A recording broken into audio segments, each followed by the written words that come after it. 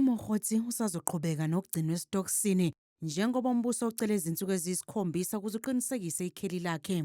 Umbuso uthi ngemuva kophenyo kunezinkomba zokuthi wasengeza imithiyo ngesehlakalo esenzeke eFosloras semizamo yokumsoconga. The false reporting is what has brought us to court today. He's currently facing about 5 charges. Well, the first one being the defeating the ends of justice, as well as perjury on the fact that we feel that he provided false information.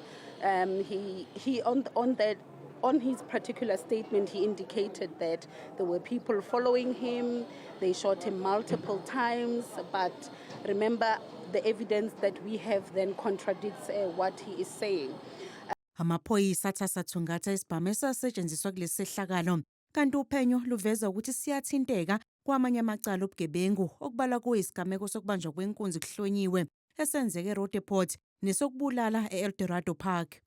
2020, it was linked to a Roodeport case where it was an armed robbery where a motorist was robbed of his belongings. A shot went off, but the motorist was not injured. And then in 2021 as well, according to our ballistics report, there was a shooting in Eldorado Park where a man in his 30s was killed in that particular shooting at a drinking spot. Abameli bakaMokgotsi bathi umbuso awunalo icala eliqinile ongashushisa ngalo ummangalelwa. It's on the basis that Mr. Mokgotsi knows there's no case against him. He knows that there is no evidence that the state is relying on.